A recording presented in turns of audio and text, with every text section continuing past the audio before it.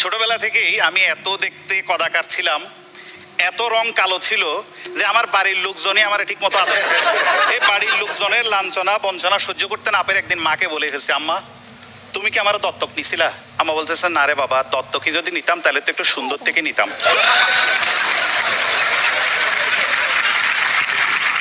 তো কতটা কালো ছিলাম সেটা বোঝানোর জন্য বলছি যে আমি যখন নিজের চেহারা দেখার জন্য আয়নায় যেতাম, আয়নাতে বাই ডিফল্ট একটা লেখা উঠতো, এরর 404, ইমেজ নট ফাউন্ড।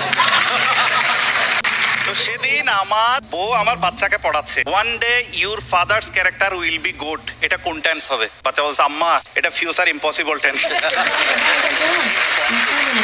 তো আজকে আমি আমার কিছু ব্যক্তিগত এবং পারিবারিক কিছু ঘটনা শেয়ার করব। ছোটবেলা থেকেই আমি এত দেখতে কদাকার ছিলাম, এত রং কালো ছিল যে আমার বাড়ির লোকজনই আমার ঠিক মতো আদর করে। এই বাড়ির লোকজনের লাঞ্ছনা বঞ্চনা সহ্য করতে না পেরে একদিন মাকে বলে ফেলছি, আম্মা তুমি কি আমার দত্তক নিছিলা? আম্মা বলতেছে, না রে বাবা, দত্তক যদি নিতাম তাহলে তো একটু সুন্দর থেকে নিতাম।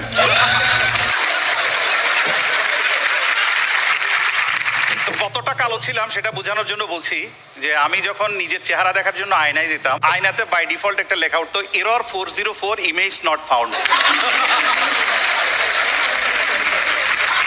তো আমি দেখতে খারাপ ছিলাম, সেটার প্রভাব পড়ছে আবার আমার মাথার উপর। হ্যাঁ, তো সেদিন আমার গার্লফ্রেন্ড আমারে ফোন করে বলতেছে, যা বাসা পুরা ফাঁকা, বাসায় কেউ নাই। আমি বললাম, ঠিক আছে, বাসা যেহেতু ফাঁকা ভাড়া দিয়ে দাও। আমার আব্বা আমাকে বিয়ে করানোর জন্য মেয়ে দেখতে গেছে। তো মেয়ে দেখতে গেছে, ভরা মজলিসে সবার সামনে মেয়ে বলে ফেলছে আমার ছেলে পছন্দ না। এখন মেয়ে বলছে কোনো সমস্যা নাই, কিন্তু আমার নিজের বাপ বলতেছে, মারে ছেলে তো আমাদেরও পছন্দ না, নিজের ছেলে বলে ফেলতে পারতেছে।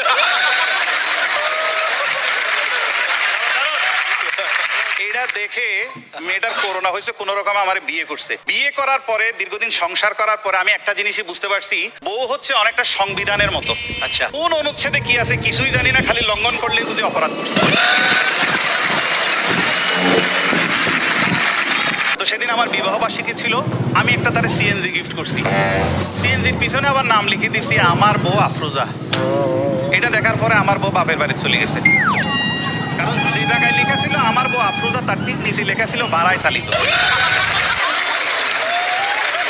এই যে বাপের বাড়ি গেছে আর আসে না। অথচ আমার আম্মা ছোটবেলা থেকে বলতো, আমার সন্তান যেন তাকে দুধে ভাতে। আমিন ভাই, আমি এখন শুধু ভাত খাই।